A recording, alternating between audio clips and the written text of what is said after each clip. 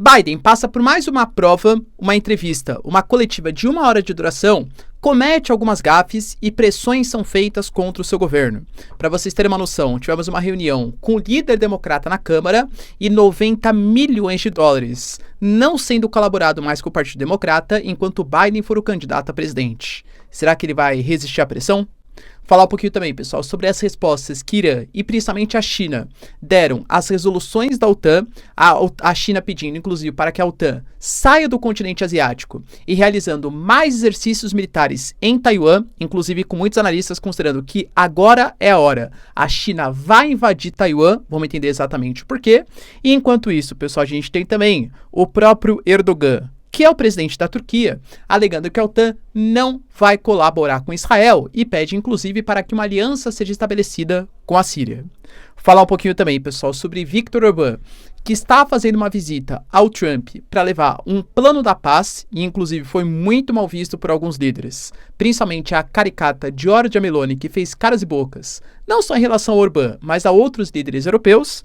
E para finalizar, pessoal, falar um pouquinho também sobre os Estados Unidos, que se negam a autorizar a utilização de mísseis de longo alcance da Ucrânia em solo russo, vindos, claro, dos Estados Unidos, e o Brasil que confirma que, de fato, a reunião do G20 vai contar com todos os líderes dos países do G20, inclusive Putin, ou seja, Putin virá ao Brasil.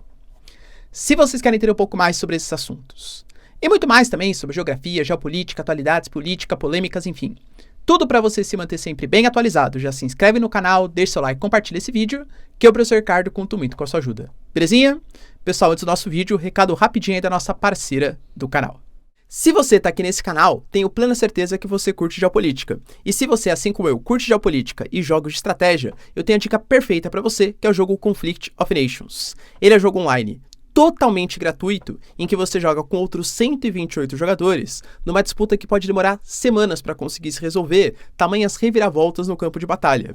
Esse jogo se passa numa eventual terceira guerra mundial, e aí você vai colocar os seus conhecimentos à prova para conseguir atingir o objetivo, porque você vai ter que escolher uma nação que de fato existe, sabendo que toda escolha tem ônus e bônus, território maior, menor, áreas marítimas, terrestres. Pô, qual vai ser a estratégia no campo de batalha? Você vai ser mais agressivo, mais defensivo? Com quem vai fazer aliança? Vai trair os seus aliados? Em qual momento do jogo?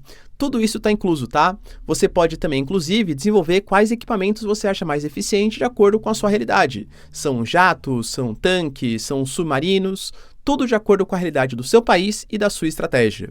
Lembrando que é um jogo que está incluso em todas as plataformas, então Apple, Android, e eu tô dando para vocês aqui, ó, um link na descrição que vai dar acesso a esse jogo sensacional, totalmente gratuito, mas com o link que eu estou disponibilizando, mais um mês, incluso de conta premium e 13 mil de ouro para você conseguir atingir os seus objetivos no campo de batalha. Pessoal, baixa o Conflict of Nations, você não vai se arrepender.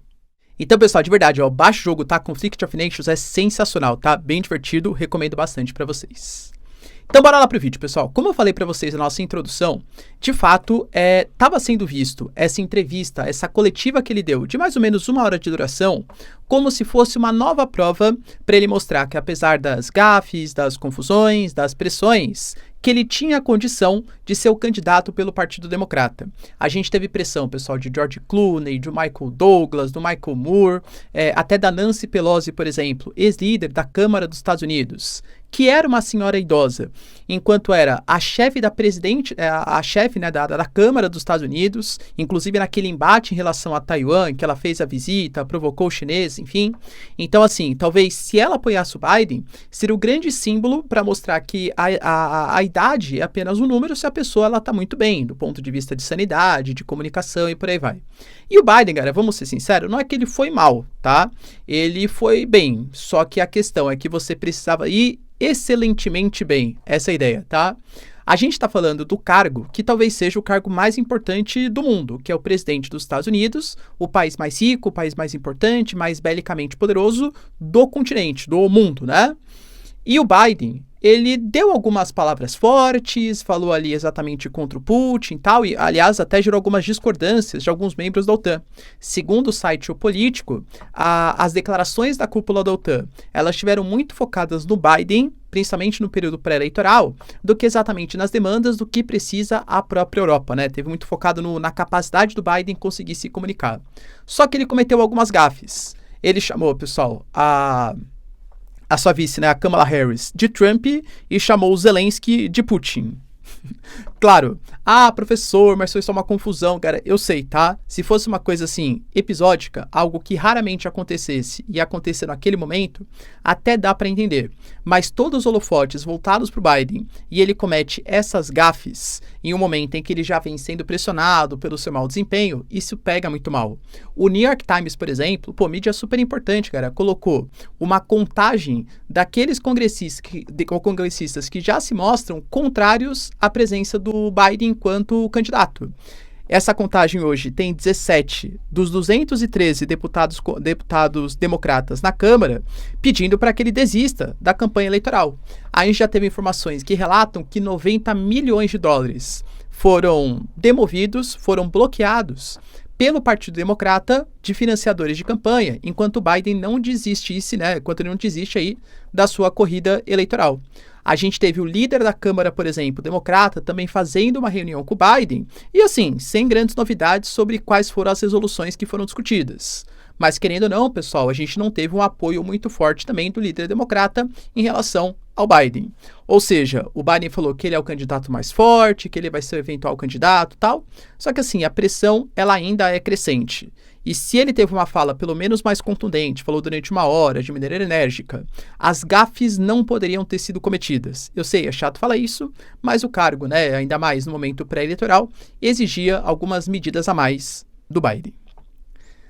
A gente falou ontem, galera, que a OTAN, ela aprovou um documento que criticava uma série de países, falando, por exemplo, do financiamento dos iranianos em relação à Rússia, principalmente a partir dos drones kamikazes, do perigo, por exemplo, da Coreia do Norte, que estabeleceu uma recente parceria também com o Putin de troca de equipamentos, munições, insumos, inclusive com a Rússia também fornecendo tecnologia, até mesmo, pessoal, de satélites, para os norte-coreanos, mas colocou como principal inimigo a China, ou os chineses. A OTAN deixou bem claro, pessoal, que a China hoje dá um apoio decisivo para a Rússia. E em que sentido, né? Esse apoio decisivo, ele está muito no sentido da comercialização. A gente sabe, pessoal, que a China, ela não boicotou, ela não sancionou os russos. E grande parte dos chips, semicondutores, insumos, produtos, base, né, as indústrias de base, por exemplo, a matéria-prima que é comercializada pelos russos, grande parte disso vira equipamento para ser utilizado no campo de batalha. Professor, quer dizer então que só da China não ter boicotado a Rússia quer dizer que ela já é uma parceira, uma financiadora da Rússia? E aí a gente vê um pouco da hipocrisia geopolítica, né? Porque a gente teve a Índia fazendo exatamente a mesma coisa. A comercialização de combustíveis fósseis da Índia em relação à Rússia, depois da guerra Rússia-Ucrânia, já que a Rússia não conseguia mais exportar tanto assim para os europeus e teve um baita desconto, aumentou bastante também para a Índia. A gente teve, enquanto estava rolando a cúpula da OTAN, uma conferência, uma reunião entre Narendra Modi e Putin. Por que a OTAN não criticou tanto assim a Índia, como criticou também a China? Entende? Porque, claro, geopoliticamente falando, a Índia, por mais que seja membro dos BRICS, por mais que tenha ali alguma parceria interessante na compra de armamentos dos russos, a Índia faz parte da Aliança Quad. A Índia mantém boas relações com o G7. Então, as críticas foram muito focadas em relação à China. E eu percebo que existe um quê, né? Não só eu, claro, mas um quê geopolítico muito forte por trás disso. E a China se manifestou falando, pessoal, Xi Jinping, tá? Para a OTAN parar de exagerar dessa suposta ameaça da China e ficar provocando confrontos e rivalidades. E aliás mais, hein? Por favor, OTAN, se mantenha longe da Ásia. Em que sentido? Nessa cúpula que a gente teve em Washington, dos 75 anos da OTAN, participaram Austrália e Nova Zelândia. A Austrália, inclusive, faz parte da Aliança AUKUS, que busca vistoriar as atividades chinesas no Mar da China Meridional, uma região super relevante geopoliticamente falando, e contou com a presença de Japão e Coreia do Sul. muito possivelmente estabelecendo parcerias, até mesmo com a Coreia do Sul, prometendo armamento para os ucranianos, já que os norte-coreanos estabeleceram relações também com os russos. Então a China mandou sair do continente asiático, falando que a OTAN ela fica instigando, ela fica provocando conflitos internacionais. Enquanto isso acontece, a gente teve denúncias de Taiwan e denúncias do Japão. Denúncias no sentido que exercícios militares, os maiores de 2024, estão sendo realizados em torno de Taiwan. Para quem não sabe, pessoal, Taiwan é uma ilhazinha, a Ilha de Formosa, que lá em 1949, quando teve a Revolução Chinesa, o partido Kuomintang, o partido capitalista liderado pelo Chiang Kai-shek, que perdeu a Revolução Chinesa, os capitalistas fugiram para lá e fundaram o que eles chamam de República da China, ao contrário do continente, que era a República Popular da China. Pô, galera, após a década de 70, praticamente toda a comunidade internacional reconhece só a República Popular da China como a China de fato, como a China real. A China hoje, né, do Partido Comunista Chinês, e pouco mais de 10 países reconhecem Taiwan como a verdadeira China. E os Estados Unidos? Estados Unidos vive naquela chamada ambiguidade estratégica. Ao mesmo tempo que oficialmente só reconhece a República Popular da China como a China de verdade, estabelece parcerias econômicas, militares, faz visitas diplomáticas em Taiwan. Galera, convenhamos, né? Então reconhece uma única China, mas faz visita a Taiwan, como se Taiwan fosse um país independente. Fica nessa ambiguidade estratégica. Pois é, pessoal, os exercícios, e ó por que os analistas estão falando isso, né? Pode indicar que a China ela tenha ficado um pouco mais revoltada com a situação. Eu sempre falei para vocês que eu duvidava que os chineses fariam algum tipo de ação em Taiwan, e na verdade continuo duvidando, tá? Nesse momento, não porque a China não tenha o objetivo de fazer a unificação, a reunificação da China, numa única China, mas sim porque a China está no momento de expansionismo geopolítico, de aliança com os BRICS, de ser uma liderança dos países emergentes, do Road and Belt, estabelecendo relações econômicas e diplomáticas também com o G7, é fato. Então, invadir Taiwan poderia colocar tudo isso a perder. Pensou que a China primeiro vai expandir os seus tentáculos com a comunicação, com o 5G, com as suas marcas, com a sua cultura, com o seu soft power e também com o seu hard power, para só depois fazer a invasão a Taiwan. Só, galera, convenhamos, é o momento em que os americanos eles estão preocupados muito com a questão envolvendo Rússia e Ucrânia, ou seja, a capacidade de financiamento de uma nova guerra é bastante reduzida. É o momento em que a gente tem, por exemplo, a China sendo condenada, sendo boicotada, sendo sobretaxada pelos europeus, pelos americanos, com boicote a chips e semicondutores. Poxa, não é por isso que a China não invadiria Taiwan para estabelecer relações econômicas? Mas se já está tendo boicote e se já existem outras preocupações militares dos Estados Unidos sem defender Taiwan, talvez agora seja o melhor momento. Eu particularmente desconfio que não, tá? Mas como eu falei para vocês, Taiwan e Japão denunciaram que a gente tem porta-aviões Shandong, por exemplo, passeando ali pelas redondezas, aeronaves, embarcações militares, tudo ali no Estreito de Taiwan, em volta da Ilha de Formosa. Ou seja, pode ser uma resposta a todas essas punições, todas essas sanções e também as críticas que a OTAN fez em relação à China. Inclusive o Irã, galera, também se manifestou, tá? O Irã foi bem claro e deixou claro que a OTAN ela faz políticas provocativas e que se hoje existe uma guerra entre Rússia e Ucrânia, a culpa não é da Rússia, necessariamente, mas sim da Ucrânia e da OTAN que fica provocando os russos, com aumento, com expansão, com aproximação em relação ao território russo. Claro, pessoal, a interpretação dos iranianos sobre o fato.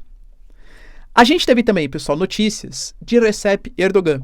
O Erdogan, que faz parte da OTAN, né, lembrando, a Turquia faz parte da OTAN, e deu um pronunciamento muito importante contrário a Israel. Por quê? Grande parte dos países da OTAN defende o auxílio para Israel na guerra contra o Hamas, principalmente os Estados Unidos. O Erdogan deixou bem claro que enquanto não houver uma possibilidade de paz, a formação de 2 estados, a Turquia vai boicotar qualquer tipo de projeto de paz da OTAN em relação a Israel. E, aliás, pediu para que a OTAN também seja um campo de negociação para a resolução de um conflito importante entre Erdogan e Bashar al-Assad, entre Turquia e Síria. A gente sabe que desde a Guerra Civil da Síria, é fato que você teve o chamado Exército de Libertação da Síria, o grupo ISIS, os curdos que ali atuavam, e a Turquia houve suspeitas que financiou tanto o Exército de Libertação da Síria, como outros grupos, até mesmo extremistas, contra o Bashar al-Assad. Aliás, sempre foi um ponto de tensão entre Rússia e Turquia, dois grandes impérios ali, que tendem a não ficar mexendo um com o outro, mas tem na Síria um dos pontos de maior tensão. Aparentemente, o Erdogan está disposto a voltar a negociar com o Bashar al-Assad. Houve a confirmação, pessoal, que os caças F-16 de fato vão ser contratados, vão ser adquiridos pela Turquia. Houve um embate muito forte, porque a Turquia tinha comprado um sistema de defesa da Rússia, ou seja, de um grupo, de um país totalmente contrário à OTAN, né? Então os americanos estavam boicotando e tal, e a Turquia também pediu para que a organização combata o que eles chamam de terror tananã, alegando que muitos membros do PKK, dos curdos, que têm o sonho de formação do Kurdistão, eles são recebidos por alguns países que fazem parte da OTAN. E lembrando que Finlândia e Suécia, que são os dois mais recém-ingressos na OTAN, que entraram recentemente, eles foram boicotados durante muito tempo por conta da Turquia, alegando que os dois países recebiam membros do PKK, tá? Vai lembrar, pessoal, que a Turquia também se pronunciou. Olha como a Turquia é um país dúbio, muito parecido com a Índia, né? Que além de ser membro da OTAN, também quer fazer parte da OCX, que é a Organização para a Cooperação de Xangai, que é uma organização militar liderada pelos chineses. Alguns países da Ásia Central, tem também a Rússia, ou seja, a Turquia está querendo meio ali negociar pelos dois lados. A gente teve também, pessoal, notas importantes acerca de uma reclamação do Zelensky. Reclamação em que sentido, professor? A gente sabe que o Zelensky, ele ganhou autorização para utilizar alguns armamentos, por exemplo, Storm Shadow, mísseis ingleses, britânicos de longo alcance, para atacar o território russo. Quando a gente teve uma ofensiva da Rússia que partiu para cima de Kharkiv, no nordeste do território ucraniano, os Estados Unidos deu autorização para que a Ucrânia utilizasse armamentos também de longo alcance, mas não em todo o território da Rússia, somente na regiãozinha ali próxima de Belgorod, porque era da onde estavam vindo os ataques em direção a Kharkiv, a segunda cidade mais importante do território ucraniano. E aí houve uma pressão gigantesca para que os Estados Unidos autorizassem o uso desses mísseis de longo alcance, não só no território de Belgorod, mas em todo o território russo. Palavras do Zelensky, tá? Olha, nós sabemos da onde eles atacam e onde que estão as suas bases. Dessas bases, os russos atacam hospitais e matam os nossos filhos. Por que que a gente não pode responder? O John Kirby, que é o representante dos Estados Unidos, foi bem claro, tá? A gente tem que tomar muito cuidado com o tipo de autorização que a gente dá para que não haja uma escalada do conflito. Galera, convenhamos, mais ou menos, né? Por exemplo, a gente teve uma autorização dos Estados Unidos em colocar mísseis de longo alcance no território da Alemanha. A gente teve o anúncio, a finalização de uma base militar aérea no território da Polônia, na fronteira ali com Belarus, com o enclave de Kaliningrado, com o próprio território da Rússia, com o conflito entre Rússia e Ucrânia. A gente teve parcerias, por exemplo, sendo feitas entre Romênia, Bulgária e Grécia, de livre trânsito de armas, também numa região estratégica para os russos. Mas assim, aparentemente, os mísseis de longo alcance cedidos pelos Estados Unidos, por enquanto, não poderão ser utilizados pelos ucranianos. E foi, de fato, uma reclamação bem forte do Zelensky. Hoje, a gente teve também o Viktor Orbán, para quem não sabe, presidente da Hungria, e que nesse momento também está como presidente da própria União Europeia, uma presidência rotativa de 6 meses, que já vem desagradando vários países. Para vocês terem uma noção, a gente teve Suécia, Finlândia, Polônia, Estônia, Lituânia e Letônia se negando a realizar conferências, reuniões com o Viktor Orbán, porque o Viktor Orbán é meio que o patinho feio da União Europeia. E se ele hoje está estabelecendo visitas, por exemplo, à Ucrânia, falando para o Zelensky que ele tem que estabelecer um cessar-fogo, totalmente contrário à ideia da União Europeia, que fala que é a Rússia que tem que estabelecer um cessar-fogo, depois faz uma visita ao Putin, depois faz uma visita à China, Galera, assim, a Giorgia Meloni, pra quem não sabe, a primeira-ministra da Itália, ela tem umas caras, assim, que são impagáveis, né? A gente sabe que ela não mantém boas relações com o Macron, e aí toda vez que os dois se encontram, a Giorgia Meloni faz aquela cara, né, dela. Ela também fez outra cara perigosa, vamos colocar assim, quando o Stoltenberg e o Biden estavam demorando para participar da reunião da cúpula da OTAN. Ela começou a virar olho, fazer cara de saco cheio e tal. E ontem ela fez uma cara, assim, impagável em relação ao Viktor Orbán. Quando o Orbán estava ali distante, ela fez uma cara bem feia para ela, para mostrar um desagrado mesmo, tá? Porque o Viktor Orbán, ele fala hoje como presidente rotativo da União Europeia, só que com pensamentos políticos, claro, assim, totalmente desconexos do que grande parte da União Europeia pensa. E o Viktor Orbán, ele fez uma visita ao Trump para levar o seu plano pela paz. Lembrando que o Orbán, ele talvez tenha no Trump como a sua principal referência. Por exemplo, o slogan de campanha do Trump é Let's Make America Great Again.